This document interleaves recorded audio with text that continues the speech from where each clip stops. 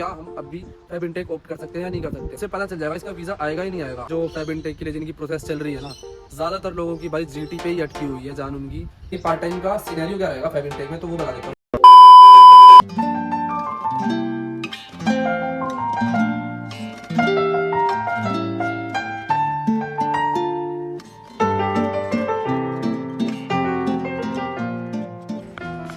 Once again जय श्री राम दोस्तों, all the way from Australia. तो भाई काफ़ी टाइम हो चुका है वीडियो डाले हुए, लगभग 3 हफ्ते पहले आखिरी वीडियो आई थी। और काफ़ी लोगों ने कमेंट भी करे, इंस्टाग्राम पे डीएम भी करे कि भाई किधर हो, गायब भी हो गए एकदम से, क्या दिक्कत है। वीडियो तो चलो आती रहेगी, ये बताओ चल क्या रहा है आपकी लाइफ में। तो भाई इन 3 हफ्तों में ना मेरे फर्स्ट ट्राइमेस्टर के फाइनल एग्जाम्स भी हो गए और 15 नवंबर को आखिरी एग्जाम था, ठीक है, असाइनमेंट बेस्ड था। तो अच्छा हुआ है, बता दूँ तो आपको, पर अच्छा हुआ है नहीं हुआ भाई वो तो रिजल्ट ही बताएगा। रिजल्ट भी आने वाला है, 30 नवंबर तक आ जाएगा।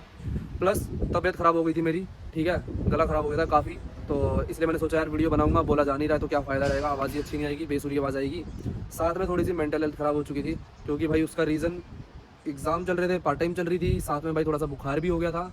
और फिर जो थोड़ी बची कुची कसर थी वो टीम इंडिया ने वर्ल्ड कप फाइनल में दे दी, ठीक है। साला ये दुख का खत्म नहीं होता बे। चलो ये चीज़ें चलती रहती हैं। अब आए हैं भाई, देर से आए हैं, तंदुरुस्त आए हैं, तो बात करेंगे फेब इनटेक के बारे में। थोड़ा सा लेट है, थोड़ा सा नहीं काफ़ी लेट है, क्योंकि भाई नवंबर बीतने ही वाला है, पर उसी हिसाब से बात करूंगा। सबसे बड़ा क्वेश्चन जो आजकल बच्चों के अंदर होगा ना इस टाइम पे, जिन्होंने भाई आइल्स तक नहीं दिया है, कि क्या हम अब भी फेब इनटेक ऑप्ट कर सकते हैं या नहीं कर सकते हैं। और साथ में भाई ये क्वेश्चन ना उनका भी है, क्योंकि मेरे पे ना डीएम इतने आए हैं जो भाई जिनकी जीटी प्रोसेस अटकी हुई है, जिनके भाई लोन अटके हुए हैं, जिनका अभी तक कंडीशनल लेटर नहीं आया, आइल्स दे चुके हैं, और जिन्होंने भाई वीज़ा अप्लाई करा है। तो इन सब के अंदर एक ही सवाल है कि क्या हमारा फेब इनटेक हो सकता है या नहीं हो सकता है, ठीक है। मैं बता सकता हूँ कि क्यों इतना मुझे टाइम लगा था प्रोसेस में, और आपको कितना लग सकता है, ठीक है, और क्या इंपॉर्टेंट रोल प्ले करता है कि भाई आपकी प्रोसेस फास्ट हो। तो उसके ऊपर भी इन्फॉर्मेशन भी दूंगा, प्लस टिप्स भी दूंगा कि कैसे फास्ट करनी है और कैसे वीज़ा सक्सेस रेट आपको अपना बढ़ा सकते हो, किन चीज़ों पे ध्यान रखकर। ये रही टाइमलाइन। तो भाई टाइमलाइन दे दी है, ठीक है, उसमें से अपना टॉपिक ढूंढो और उस टाइमलाइन पे स्किप करके पहुंच जाओ। सब्सक्राइब जरूर कर देना, कुछ करो या ना करो, subscribe is one of the most important, क्योंकि भाई उसी से मोटिवेशन आता है वीडियोस बनाने का। और पिछले कुछ टाइम से थोड़े से सब्सक्राइबर भाई बढ़ने थोड़े से स्लो हो गए हैं, क्योंकि एक तो मेरी गलती है भाई, वीडियोस डाल ही नहीं रहा हूँ, ठीक है। ऐसे फ्री में कुछ भी नहीं मिलता है फ्री में, तो वही आपके लिए भाई फ्री में कुछ नहीं मिलता, थोड़ा मेहनत करो और जल्दी से वीज़ा लगेगा आपका भी। तो सब्सक्राइब कर देना और बिना किसी देरी के चलिए शुरू करते हैं।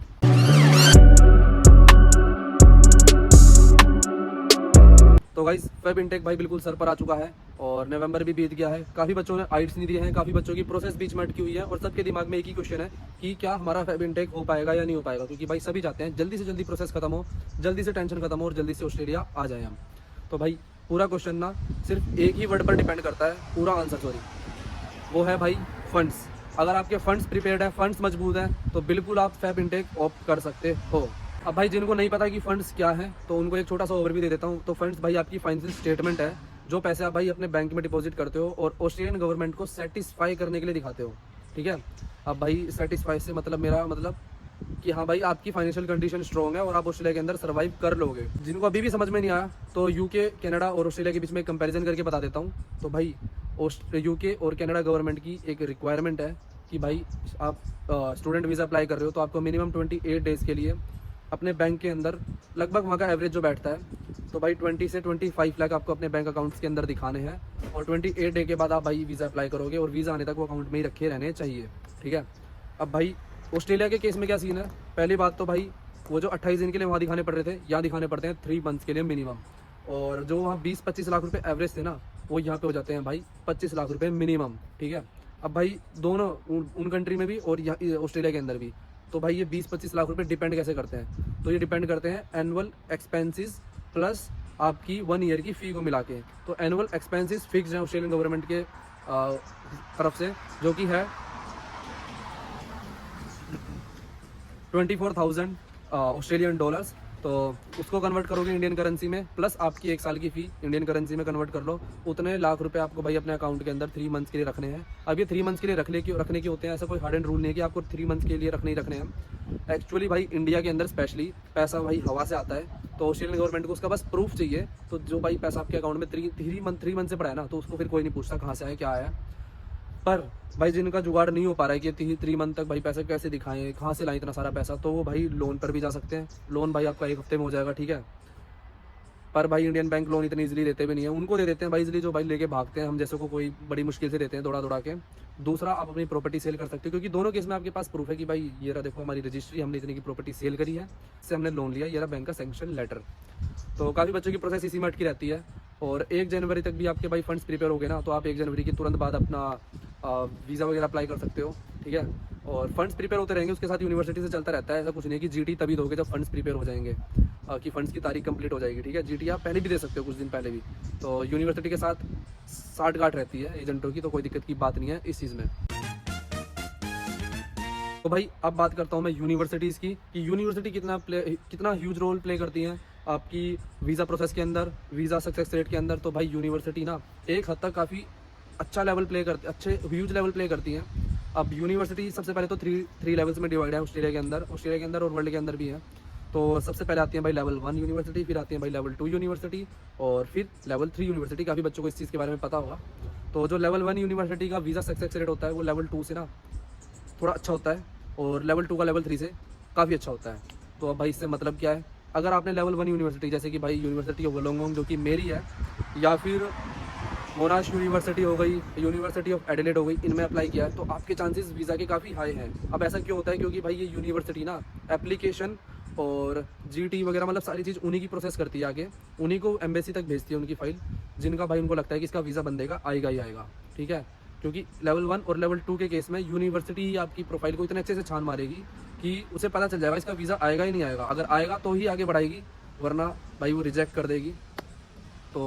तो जो भाई लेवल 1 यूनिवर्सिटी के अंदर वीज़ा सक्सेस रेट रहता है ना, वो अराउंड 80% प्लस रहता है, और लेवल 2 के अंदर भाई 70% प्लस, लेवल 3 के अंदर भाई उससे थोड़ा सा कम होता है, कह सकते हो 60% के अराउंड रहता है, ठीक है। तो उस हिसाब से आपकी वीज़ा डिपेंड करता है। और भाई जिन्होंने लेवल 3 में अप्लाई कर रखा है और जिनको उसी से वीज़ा अप्लाई कर रहे हैं, तो भाई घबराने की कोई बात नहीं है, बस आपके फंड्स मेन होने चाहिए। जैसे कि मैंने बताया, फंड सबसे पहले आती है, ठीक है। 40% का जो मार्जिन है ना वो आपके फंड से ही भरा हुआ है, बाकी में भी काफ़ी कुछ है, बट 40% भाई आपके फंड्स हैं। फंड्स नहीं तो कुछ भी नहीं, ठीक है। लोकेशन, तो भाई लोकेशन कितना अच्छा रोल प्ले करती है भाई। सबसे पहले ना इंसान लोकेशन ही डिसाइड कर लेता है। यूनिवर्सिटी से भी पहले ना लोग सोच रहे थे कि भाई मुझे मेलबर्न जाना है, सिडनी जाना है, क्यों? क्योंकि भाई इंस्टा पे स्टोरी भी तो डालनी है, उधर वीडियोस भी तो बनानी है, ठीक है। क्योंकि बड़े बड़े शहर हैं, तो भाई ऑफ कोर्स मेरा भी मन था कि मेलबर्न जाऊँ, और इसीलिए डीकन यूनिवर्सिटी में अप्लाई किया था। पर फिर दिमाग में कुछ हिट हुआ, और सिडनी के बगल में वोलोंगोंग शहर है छोटा सा, उसमें आ गया हूँ। तो भाई उसका क्या रीज़न है, तो भाई ऑस्ट्रेलिया के अंदर ना 2 चीज़ में डिवाइडेड है लोकेशन, पहली सिटीज़, दूसरी रीजनल। तो भाई जो रीजनल एरियाज़ है ना वो थोड़े से कम डेवलप्ड होते हैं सिटीज़ के मुकाबले, देख सकते हो इधर ज़्यादा ऊंची बिल्डिंग्स नहीं है, बट कार भाई इधर भी बहुत ज़्यादा है, ऐसा कुछ नहीं है कि इधर लोग ही नहीं बसते। एक्चुअली क्या है, गवर्नमेंट प्रमोट करती है कि भाई जो बाहर से स्टूडेंट्स आ रहे हैं भाई, क्योंकि पैसा खर्चेंगे हम इधर काम करेंगे, तो वो ऐसे गाँव में जाए छोटे मोटे, और वहाँ की इकोनॉमी बढ़ाए। पर क्योंकि भाई सिटीज़ में आपको पता ही है सिडनी में कितनी ज़्यादा पॉपुलेशन है, मेलबर्न में कितनी ज़्यादा पॉपुलेशन है, तो वो चाहती है कि साथ साथ में शहर भी, छोटे जो गांव हैं वो भी डेवलप हो। तो प्रमोट के साथ साथ भाई कुछ फ़ायदा भी देती है, तो ऑफकोर्स फ़ायदा देती है। वीज़ा सक्सेस रेट बहुत अच्छा बढ़ाती है यहाँ की गवर्नमेंट। उन्होंने क्या खुल के क्या रखा है कि भाई रीजनल एरिया में अप्लाई करो, रीजनल एरिया में भाई अच्छे से वीज़ा देंगे, बिल्कुल स्मूथली वीज़ा आएगा, और बहुत ज़्यादा अच्छे चांस बढ़ जाएंगे आपके। साथ में भाई एक चीज़ और मिलती है जो कि है 5 पॉइंट टीआर के मिलते हैं, ठीक है। और टीआर में भाई आपको 1 साल एक्स्ट्रा मिलता है यहाँ पे रहने का, काम करने का। अब भाई वो उसी लिए, क्योंकि गवर्नमेंट को पता है कि ये चीज़ें देंगे तभी भाई वो लोग यहाँ पे आके अप्लाई करेंगे, यूनिस के अंदर यहाँ पे आके बसेंगे। अब बात करते हैं गाइस कोर्सेज़ की, कि कोर्सेज़ कितना रोल प्ले करते हैं भाई आपकी वीज़ा प्रोसेस के अंदर। तो भाई इतना इंपॉर्टेंट रोल, मतलब कोई ऐसा कुछ नहीं है कि हाँ भाई आपको ये कोर्स चूज़ करना पड़ेगा, ये चूज़ करना पड़ेगा, मतलब ज़्यादा चूज़ होने की ज़रूरत नहीं है। आपको अपने करियर के लिए जो अच्छा लगे वो कोर्स चूज़ करो, ठीक है। जो ऑस्ट्रेलिया के अंदर साइड बैठ रहा हूँ कि हाँ भाई मेरे को ऑस्ट्रेलिया के अंदर अच्छी जॉब मिल जाएगी इसमें, या फिर इंडिया वापस जाऊँगा, पाकिस्तान, नेपाल, जहाँ से भी हो, तो उस हिसाब से कोर्स चूज़ करना, अच्छे स्कोप के हिसाब से। पर इसमें एक सजेशन रहेगा कि भाई ऑस्ट्रेलियन गवर्नमेंट ने एक लिस्ट निकाल रखी है कोर्सेज़ की, बैचलर्स, मास्टर्स और पीएचडी वगैरह सबके लिए, कि ये कोर्सेज़ भाई पीआर लिस्ट में है। अगर आप ये कोर्स लोगे तो आपको 5 पॉइंट मिलेंगे, प्लस 1-2 साल एक्स्ट्रा टीआर में वर्किंग वीज़ा के मिल जाएंगे आपको, ठीक है। तो उनमें से उठाओगे तो एडिशनल पॉइंट्स ही मिल रहे हैं, और वीज़ा पे ऐसा कोई रेट नहीं पड़ता कि अच्छा इफेक्ट नहीं पड़ता कि हाँ भाई अच्छा और अच्छा हो जाएगा कोर्स इसमें। रीजनल एरिया में पड़ेगा, ठीक है, तो इसमें नहीं पड़ेगा कोर्स इसमें। तो कोर्स आप वही चूज़ करना जिसका आपको चूज़ करने का मन है। मैं फाइनेंस लेके आया हूँ जो कि पीआर लिस्ट में नहीं है, उस वक्त मेरा मन नहीं था कि भाई पीआर वगैरह क्या, ऐसा कुछ इतनी नॉलेज नहीं थी। यहाँ आके लग रहा है कि भाई करना चाहिए, तो इसलिए सोच रहा हूँ पीआर वाला कोर्स ले लूँ। तो आने वाली वीडियोज़ में अपडेट मिलते रहेंगे, तो इसलिए सब्सक्राइब कर लेना। अब बात करते हैं भाई जीटी के ऊपर, जिसपे भाई जो फैब इनटेक के लिए जिनकी प्रोसेस चल रही है ना, ज़्यादातर लोगों की भाई जीटी पे ही अटकी हुई है जान उनकी, कि जीटी अप्लाई कर दी है, कितने टाइम में वहाँ से रिप्लाई आएगा कि आपका इंटरव्यू ले लेते हैं। इंटरव्यू दे दिया है, कितने टाइम में भाई जवाब आएगा कि कॉन्ग्रेचुलेशन वाला और मतलब रिजल्ट वाला। और इंटरव्यू कल है मेरा, इंटरव्यू परसों है मेरा। भाई क्या होगा इंटरव्यू में, घबराहट है। तो इन तीनों सवालों के आंसर दूंगा। सबसे पहले तो भाई जीटी क्या होती है इस पे बात करते हैं। तो भाई जो जीटी है ना, ऑस्ट्रेलियन यूनिवर्सिटीज़ आपका एक इंटरव्यू लेती है। देखो सबसे पहले तो आपकी एक पूरी वेरिफिकेशन होती है, जो कि आपके डॉक्यूमेंट्स के थ्रू ही हो जाती है, जिस पे आपको ऑफर लेटर भी मिल जाता है, आपको एम्बेसी वीज़ा भी दे देती है, सारी चीज़ हो जाती है आपकी डॉक्यूमेंटेशन पे। पर बीच में होती है जीटी, जो कि होता है भाई ओरल वेरिफिकेशन की। स्टूडेंट से भी बात कर लेते हैं डॉक्यूमेंट में, क्योंकि लिखकर हर कोई दे देता है, पर भाई ओरली ना हर कोई कॉन्फिडेंट नहीं होता, तो काफ़ी चीज़ें पकड़ी जाती हैं। अब वो पकड़ना क्या चाहते हैं, तो बेसिकली 2-4 चीज़ें पकड़ना चाहते हैं कि इसके फंड्स गलत हों तो इसको रिजेक्ट कर देंगे, इसको ऑस्ट्रेलिया में परमानेंट बसना है भाई, इसको यहाँ पे काम धंधा करना है, तो वो आपकी एप्लीकेशन रिजेक्ट कर लेंगे। ये पढ़ने नहीं आ रहा है भाई, ये लग रहा है मैं यहाँ पे सिर्फ काम करने आ रहा है, ये हो सकता है कुछ जुगाड़ करके कोर्स चेंज कर लेगा, कुछ आलतू फालतू चीज़ करेगा, तो रिजेक्ट कर देंगे। मेजरली उनको ये जानना है भाई आपके अंदर से कि यस आपके फंड्स ओके हैं, आप कहाँ से फंड्स लाए हो, तो उसके ऊपर भाई पूरी अच्छे से पढ़ाई बोले तो खुद के ही फंड्स होते हैं पता रहता है, बट उसके ऊपर अच्छे से एजेंट से बात कर लेना फंड्स के बारे में। साथ में आपको उनको ये बताना है कि हाँ भाई आप इंडिया वापस आओगे, उसमें आप कह सकते हो कि आप अपने माँ बाप के अकेले हो तो अकेला हूँ, वरना अगर आपका भाई बहन है तो आप साथ में ये कह सकते हो कि भाई अब मेरे को वापस जाना पड़ेगा, क्योंकि भाई प्रॉपर्टी का हिस्सा भी तो लेना है। नहीं ऐसा कुछ मत कहना गाइस, मजाक कर रहा हूँ, ठीक है। मतलब आप कुछ भी कह सकते हो कि यार I want to take care of my family and I want to do something for my country, contribute for my country. तो ऐसे कुछ बड़ा चढ़ा के कह देना भाई, बाकी तो आप समझदार हो, ठीक है। बस उनको कैसे भी करके भरोसा दिला देना कि भाई तुम्हारे देश में हमें कुछ नहीं चाहिए, बस तुम्हारे देश से हमें पढ़ाई चाहिए जो कि तुम्हारे यहाँ अच्छी है, और हम पढ़ाई लेके वापस अपने देश में आ जाएंगे। आपकी जीटी क्लियर मुझसे लिख कर ले लो, ठीक है। अब भाई जीटी कितने टाइम में अप्लाई हो जाएगी, अप्लाई करिए कितने टाइम में आ जाएगी, मैक्स टू मैक्स 1 महीना लगता है अगर एजेंट ने अप्लाई कर दिया है तो सीरियसली, वरना भाई अप्लाई ना करें तो पता नहीं कितना टाइम लग जाएगा। तो मैक्स टू मैक्स 1 महीने में आ जाएगी जीटी, वरना भाई 1-2 दिन मतलब एवरेज जो लगाऊँ ना, 1 हफ्ते के अंदर यूनी जीटी ले लेती है अप्लाई करने के बाद। और मेरा रिजल्ट 1 दिन में आ गया, 1 दिन कह रहा हूँ 1 घंटे में आ गया था। 1 घंटे बाद मेल आता है, congratulation Hrithik you have cleared your GT. वरना भाई 1-2 दिन, एक हफ्ता तो बहुत ज़्यादा हो गया, 1-2 दिन के अंदर आपका भाई जीटी का क्लियरेंस का लेटर आ जाएगा, ठीक है। तो गाइस बाहर ना थोड़ी सी बारिश शुरू हो गई थी, तो मैंने सोचा अंदर चलते हैं भाई, अंदर व्लॉग बनाते हैं, वरना कैमरा भीग जाएगा। तो अब बात करते हैं भाई कि कैसे आप अपने वीज़ा प्रोसेस ओवरऑल स्ट्रॉन्ग कर सकते हो, मेरे पॉइंट ऑफ व्यू से, ठीक है, मेरे एक्सपीरियंस से। तो भाई अपने ना सबसे पहले फंड्स को बहुत अच्छे से प्रिपेयर करके रखना, ठीक है। बिल्कुल भी ऐसे मत सोचना कि यार 2-4 लाख रुपए कम है, बल्कि ज़्यादा ही रखना। मैंने 50% जितने दिखाने थे ना उससे 50% ज़्यादा रखे थे फंड्स, और ऐसा नहीं है कि 50% आप भी ज़्यादा रखो, ठीक है। आपको 25 लाख दिखाने हैं तो भाई आप 2 लाख रख लो। और मैंने जो कहा था ना कि 25 लाख मिनिमम, ऐसा भी नहीं है कि 25 लाख मिनिमम है, आपकी फीस कम है तो उससे भी कम हो सकते हैं, बट भाई ऑस्ट्रेलिया में फीस इतनी होती है कि 25 लाख मिनिमम खुद ब खुद हो ही जाते हैं। तो जैसे कि आपकी 25 लाख रुपए दिखाने हैं आपको, तो भाई आप 25 की बजाय आप 27 दिखा सकते हो, 28 दिखा सकते हो, 30 दिखा सकते हो। क्यों? क्योंकि भाई डॉलर का रेट बढ़ता भी रहता है घटता भी रहता है। बढ़ के पता चले आपका जो 25 दिखाना था वो 27 हो जाए, क्योंकि डॉलर्स में होती है ना उनकी रिक्वायरमेंट, तो इसलिए। और आप भाई रीजनल एरिया चूज कर सकते हो अपने वीज़ा प्रोसेस को और अपने वीज़ा सक्सेस रेट को बढ़ाने के लिए। दूसरा, आप भाई अच्छी यूनिवर्सिटी चूज करना, लेवल 1 या फिर लेवल 2 की चूज करने की कोशिश करना, ठीक है। वीज़ा सक्सेस रेट आपका ऐसे बढ़ सकता है। कहीं प्रोसेस अटकी हुई हो तो भाई वो भी क्लियर होएगी। मेरे को भी काफ़ी टेंशन होती थी, ठीक है, आपकी भी क्लियर हो जाएंगी, उसका कोई झंझट नहीं है, जल्दी से वीज़ा आ जाएगा। वीज़ा आने के बाद भाई अब आपको क्या करना है, आपको आपका वीज़ा आ गया है, आप भाई बैठे हो आराम से, आपको भाई जानना है फैब इनटेक में भाई वेदर कंडीशन क्या रहेंगी। तो भाई फैब इनटेक के अंदर जो आपकी वेदर कंडीशन रहेंगी वो थोड़ा सा, अब ऑस्ट्रेलिया और इंडिया में अंतर क्या है कि भाई उधर गर्मियाँ हैं तो इधर सर्दियाँ, इधर सर्दियाँ हैं तो उधर गर्मियाँ हैं, ठीक है। उधर सर्दियाँ तो इधर गर्मियाँ, मतलब अब उधर सर्दियाँ चल रही हैं तो इधर है समर्स। तो भाई समर्स फैब में ख़त्म होते हुए चले जाएंगे, तो थोड़ा सा क्या कह सकते हैं माइल्ड मौसम रहेगा। बाकी भाई यहाँ पे पूरे साल में 12 महीने सर्दी रहती है लगभग, ठीक है। शाम होते ही ठंड हो जाती है, क्योंकि बीच में सारे एरियाज, अब आप कहाँ जाओगे भाई बताओ, कोस्टल एरियाज में जाओगे, सिडनी जाओगे, ब्रिस्बेन जाओगे, न्यूकैसल जाओगे, रीजनल एरिया भी जाओगे, तो भाई वो सब ये सारे समुद्र किनारे ही बसे हुए हैं। तो रात को खुद ब खुद ठंड हो जाती है। तो इसलिए पैकिंग में ना भाई अपनी 3 जैकेट, कम से कम 3 जैकेट लिया ना, 2 भी ला सकते, मैं 2 लाया था, बट तीसरी भाई एक्स्ट्रा रख लोगे तो क्या जा रहा है, जैकेट। और अच्छा सा ब्लैंकेट ले आना, नहीं भी लाओगे तो यहाँ पे $50 का पड़ता है ब्लैंकेट, यहाँ से ले लेना, मैंने यहाँ से लिया था। और ये पतला सा लाया था, 10 दिन ठंड में मारा था, बट फिर आखिरी में मैंने सोचा चल छोड़, $50-60 में क्या होता है, ले ले। और तो बर्तन वगैरह रख लेना, कुकर रख लेना, फ्राई पैन रख लेना, ठीक है, यही चीज़ है। बाकी तो भाई आप अपने मन का रखना, जो भी आपको रखना है। पैकेजिंग की रिगार्डिंग वीडियो देखनी है तो उसकी रिगार्डिंग भी बना दूंगा यार, पर मैं जब इंडिया से आया था ना तो मैंने उसमें पैकेजिंग दिखाई थी अपनी, मैं क्या क्या लाया हूँ। तो वो काफ़ी इंपॉर्टेंट सामान लाया था मैं, ठीक है, इंपॉर्टेंट मतलब ज़रूरी का सामान लाया था, ज़रूरी का सामान। अब भाई एकोमोडेशन का क्या सीन है, एकोमोडेशन क्या रहेगा फैब इनटेक में, तो भाई फैब इनटेक जुलाई के बाद सबसे ज़्यादा बच्चे फैब इनटेक में ही आते हैं, तो एकदम से भीड़ हो जाएगी। तो भाई अगर फैब इनटेक में सबसे ज़्यादा बच्चे आते हैं तो पुराने जो बच्चे हैं ना वो फैब से पहले जैन में या फिर मतलब फुल वर्किंग सारा काम धाम करके अपना जैन में या फैब में निकल जाते हैं, अपने कमरे कुमरे खाली करके। तो कमरे भी मिलेंगे, आपका कंपटीशन मेजरली आपके साथ वालों से ही रहेगा कि हाँ भाई कौन कमरा पहले ले लेता है। तो जैसे ही आओ बिल्कुल वो मत बरतना भाई, बिल्कुल क्या बोलते हैं लेजीनेस, सीधा कमरा ढूंढने जाना।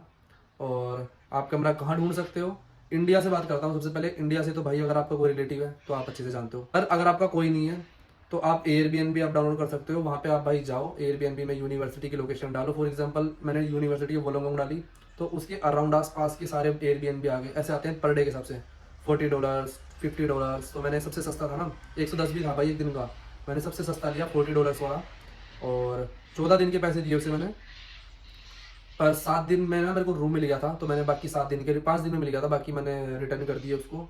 मतलब उसने मुझे रिटर्न कर दिया, मैं क्यों करूँगा उसे रिटर्न, उसने मेरे को रिटर्न कर दिए। और फिर मैं आ गया भाई यहाँ पे अपने इस कमरे में, इतने छोटे से कमरे में, और बेकार से घर में, बेकार घर है, ठीक है। जब चेंज करूँगा ना जब बताऊँगा, अभी नहीं बताऊँगा क्योंकि अभी तो इसमें रह रहा हूँ ना, मालिक देख ले मेरी वीडियो तो। अब बात करते हैं भाई मेन टॉपिक पार्ट टाइम के बारे में, मेन बोले तो सबसे इंटरेस्टिंग टॉपिक पार्ट टाइम। तो भाई पार्ट टाइम का क्या सीन रहेगा, पार्ट टाइम का क्या सीनरियो है भाई, वो जानना है मेरी ऑडियंस को, ठीक है, मेरे भाइयों को। तो काफ़ी लोगों को टेंशन है कि भाई मैं उधर फीस निकाल पाऊंगा या नहीं निकाल पाऊंगी, और खाने पीने का खर्चा, मेरा रेंट निकलेगा नहीं निकलेगा। मैंने काफ़ी काफ़ी लड़कियों ने ना मेरे को मैसेज भी करे हैं जिनके वीज़ा आए हैं, और साथ में 1-2 लड़के तो भाई आ भी गए हैं इधर। तो उन्होंने मेरे से पूछा कि भाई पार्ट टाइम का क्या सीन रहेगा उधर, पार्ट टाइम में हमको डर लग रहा है यार, हमारा वीज़ा तो आ गया है पर हमारी फीस निकलेगी नहीं निकलेगी, ये होगा या नहीं होगा। मैंने कहा भाई देख, तुमने 10 लाख रुपए लगा दिए अपनी फीस पे आने में, मतलब यहाँ 10 लाख रुपए लग चुके हैं, ठीक है। महीने का खर्चा यहाँ पे अगर तू महंगा कमरा बढ़िया तरीके से खा रहा है तो 1 लाख रुपए है, ठीक है। तू बजट बना के चल अपना 2 महीने का, 2 महीने में तेरी पार्ट टाइम 100% लगेगी। लगने को तो पहले 10 दिन में भी लग जाए, 20 दिन में भी लग जाए, पर भाई पहले 10 दिन आराम से घूम, 10वें दिन के बाद भाई उस पार्ट टाइम में ढूंढना शुरू कर, जा दुकानों पे रेज्यूमे बना, ठीक है, मिल जाएगी। बट अपना 2 महीने एक्स्ट्रा बजट लेके आना, ऐसे भी मत आना कि भाई ऐसा भी उस दूसरे देश के आ जाना जहाँ पे जाते ही हो जाएगी भाई हम तो बस ही नहीं पा रहे, हम तो बिना पार्ट टाइम के मर जाएंगे। तो भाई पार्ट टाइम का सिनेरियो क्या रहेगा फैब इनटेक में, तो वो बता देता हूँ एक तरीके से। तो जैसे कि मैंने एकोमोडेशन में बताया था, काफ़ी बच्चे आएंगे फैब इनटेक में, तो उन्हीं के साथ काफ़ी जाएंगे भी अपनी जॉब्स को छोड़ के। तो कंपटीशन आपका आपके साथ वालों से रहेगा, तो जितनी जल्दी हो सके उतनी जल्दी ऑनलाइन अप्लाई करना, और थोड़ा बहुत घूम फिरते भी रहना भाई साथ साथ में। और 8-10 दिन बाद फिर भाई बाहर रेज्यूमे बनाना। रेज्यूमे में आपको बेसिकली क्या चाहिए, रेज्यूमे में आपको बेसिकली मेजरली फेक एक्सपीरियंस चाहिए है, डाल देना कि भाई इधर क्लीनिंग करा करता था, इधर लिफ्टिंग करा करता था, इधर रेस्टोरेंट में था, इधर रेस्टोरेंट में काम किया था, इंडिया में बर्गर किंग में काम किया था, बर्गर बनाता था, और बर्गर सिंह में बर्गर बनाता था। तो ऐसे ऐसे डाल देना। बाकी तो भाई आपका रिज्यूमे तो नॉर्मल जो इंडिया में रहता है ना वैसे ही रहेगा, यूनिवर्सिटी का नाम, आपकी ईमेल आईडी, आपका फ़ोन नंबर, सबसे नीचे आपकी अवेलेबिलिटी कि भाई आप वीक में कितने डेज में किस टाइम से किस टाइम अवेलेबल हो, नाइट शिफ्ट डे शिफ्ट कर पाओगे नहीं कर पाओगे, वो सारी चीज़ डाल देना। इंडीड और सीक पे अप्लाई करते रहना। और कुछ भी ना हो ना भाई तो डोर डैश, ठीक है, इंडिया में लोगों को सिर्फ उबर का पता है, पर भाई डोर डैश, मेन्यू लॉग, और साथ में आपका उबर ईट्स, आप ये 3 चीज़ें कर सकते हो अपने एक्सपेंसेस निकालने के लिए, और साथ में ऊपर से भी निकल सकता है। मैं नहीं कह रहा इसके ऊपर कुछ क्योंकि मुझे इसमें एक्सपीरियंस नहीं है। मेरा एक दोस्त है वो उबर करता है, वो बना लेता है अराउंड 150 उबर पे, और फिर वो बोलता है डोर डैश, उस पर भी भाई वो 50-60 बना लेता है। तो शाम में या फिर सुबह भी करता होगा, पर मैंने शाम को देखा था उसके 200 बन जाते हैं। तो 7 दिन भी करोगे, 6 दिन भी करोगे तो भाई 1200 बन गए, 5 दिन करोगे $1000, एक हफ्ते के उससे ही बन जाएंगे। तो देख लो भाई आपका रेंट कितना है, 200-300 भी रेंट मान लो, और साथ में भाई गाड़ी का खर्चा भी मान लो, आपकी गाड़ी आपने रेंट पे ले रखी है, $200 में अच्छी गाड़ी मिल जाएगी आपको रेंट में, तो $500 आपकी सेविंग हो रही है पर वीक, ठीक है। पेट्रोल भी लगता है वो भी देख लेना। स्कूटी, मेरी स्कूटी ले सकते हो, मतलब मेरी जैसी स्कूटी ले सकते हो रेंट पे।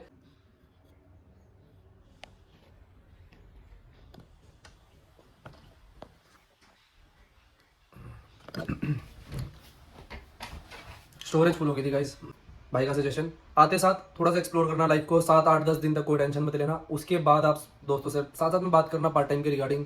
लग रहा है कि भाई अप्लाई कर सकते हो, करना, ठीक है। टेंशन लेना, स्ट्रेस मत लेना, मैं अपनी हर वीडियो में यही कहता हूँ स्टूडेंट्स को, ठीक है। मैं डराता नहीं हूँ भाई, क्योंकि मैं खुद भी नहीं डरता हूँ अपनी लाइफ से, क्योंकि छोटी सी लाइफ है, पता नहीं कितने दिन की है। तो समझदारी से जियो, बट मज़े में जियो, ठीक है।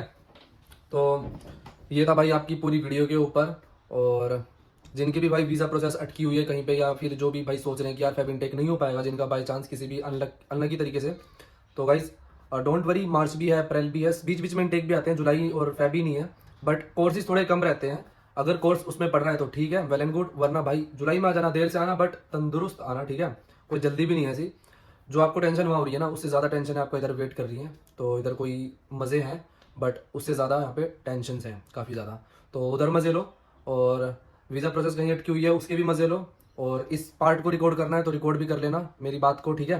आप 100% ऑस्ट्रेलिया आओगे अगर आपकी लगन है आने की तो, ठीक है। क्योंकि कई बार मना भी हो जाती है, मेरी मना हो गई थी बीच में, तो पर फिर भी मेरे को था कि भाई मैं 100% आऊँगा। और आज देखो ऑस्ट्रेलिया में व्लॉग बना रहा हूँ, और हो सकता है आप भी ऑस्ट्रेलिया में कुछ नया शुरू करो, जैसे व्लॉग बनाओ या फिर कोई और अपना अलग कंटेंट बनाओ, कुछ भी करो, मतलब अपनी लाइफ से regarding. Best of luck to everyone, और भगवान करे भाई आप सबके वीज़ा लगे और आप जल्दी से ऑस्ट्रेलिया आओ। बट उससे पहले गाइस चैनल सब्सक्राइब कर देना, ठीक है। अपने ऋतिक के व्लॉग्स, ऋतिक भाई को मत भूलना।